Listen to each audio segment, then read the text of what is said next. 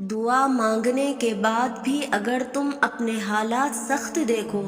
پریشانیوں کو، بے چینی کو بڑھتا ہوا محسوس کرو، تو یہ مت سوچنا کہ اللہ سن نہیں رہا،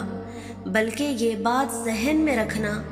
کہ حضرت نوح علیہ السلام کے لیے اللہ نے مدد طوفانوں کے ذریعے بھیجی تھی، تو کوئی شک نہیں کہ تمہاری زندگی میں آنے والی ہر پریشانی ہی تمہارے لیے سب سے بڑا وسیلہ ہو۔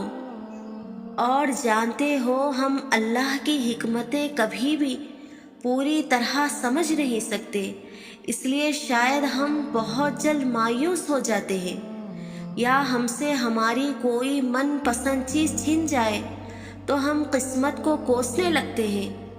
اس بات کا علم تک نہیں ہوتا کہ اگلے پل اللہ ہمیں اس کے بدلے کتنا بڑا اجر دینے والا ہے۔ اور بعض دفعہ قسمت انسان کو ان راستوں کی طرف لے جاتی ہے جہاں زندگی کی چمک ختم ہوتی ہوئی محسوس ہوتی ہے، اور وہ سوچتا ہے کہ کب وہ وقت آئے گا جب اس کے حالات سلجھ کر خوش قسمتی کے راستے ہموار ہوں گے۔ تو سنو، جب اللہ قسمت اور مقدر کو بدلنا چاہتا ہے تو اسے کچھ خاص نشانیاں ظاہر کرواتا ہے۔ جس طرح آسمانی بارش سے مردہ پڑی زمین اچانک سے جی اٹھتی ہے، بالکل اسی طرح اللہ رب العزت کی طرف سے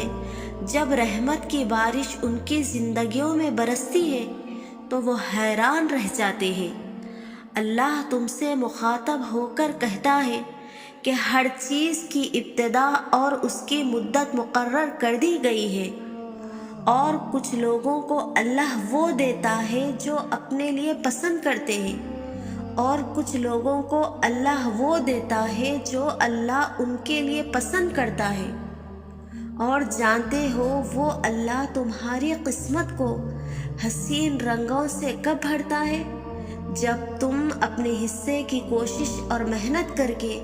فیصلہ اللہ کے ہاتھ میں تھما دیتے ہو اور مطمئن ہو جاتے ہو، تو اللہ تمہیں ایسی خوبصورت منزل کی طرف لے جاتا ہے جس کی تمنا تم رکھتے ہو۔ ہر انسان کی یہ خواہش ہوتی ہے کہ اس کی زندگی کا مشکل ترین راستہ جلد آسان ہو جائے۔ تو سنو، اگر تم اپنے ارد گرد نظر ڈال کر دیکھو تو یہ ساری چیزیں تمہیں حقیقت سے آگاہ کرنے کے لیے موجود ہیں، اور خود تمہاری زندگی کے بے شمار واقعات یہ ثابت کرتے ہیں کہ اللہ کی ذات موجود ہے جو ساری کائنات پر غالب ہے۔ وہ جب چاہے بدترین کو بہترین میں بدل دے، اور اللہ نے تمہارے دل میں وہ خواہش تمہاری آزمائش کے لیے ڈالی تھی کہ تم ٹوٹ کر رب سے جڑ جاؤ، اللہ تمہیں بے حد توڑ کر خود تک لاتا ہے تاکہ وہ تمہیں پہلے سے بھی زیادہ مضبوطی سے جوڑ سکے۔ تمہاری منزل تمہارا رب ہے۔ تمہیں ملی ہوئی تکلیف تو ایک دن راکھ ہو جائے گی، لیکن اس وقت میں پایا گیا تمہارے رب سے تعلق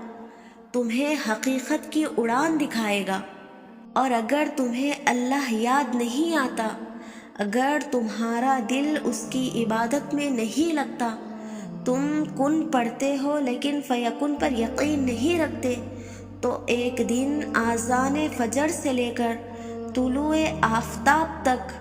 آسمان کا نظارہ کرو، دیکھو وہ کیسے آسمان کے رنگ بدلتا ہے، دیکھو وہ کیسے اندھیروں کو روشنیوں میں بدل دیتا ہے، تو مطمئن ہو جاؤ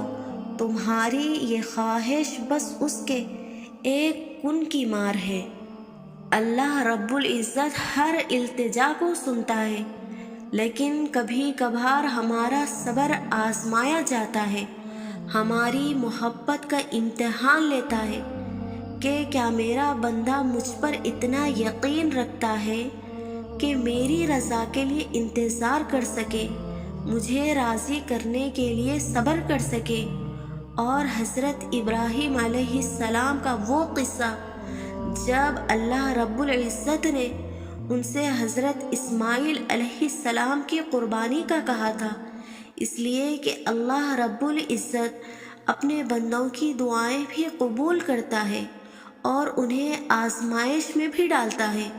تمہاری قوت ایمانی کا امتحان بھی لیتا ہے اور اعلیٰ مقامات پر فائز بھی کرتا ہے۔ اور سنو، یہ دعائیں نہ عرش سے واپس موڑی جاتی ہے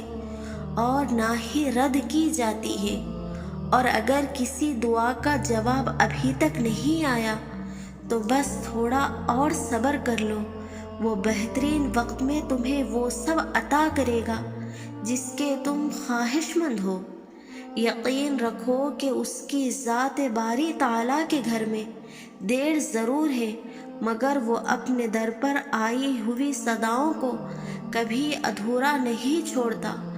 اور جو معاملہ تمہاری دسترس سے باہر ہے انہیں رب کے حوالے کر کے مطمئن ہو جاؤ، کیونکہ تمہاری تقدیر صرف اللہ ہی بدل سکتا ہے۔ وہ عنقریب اس آزمائش سے تمہیں نکال کر ایک خوبصورت زندگی نوازے گا انشاءاللہ۔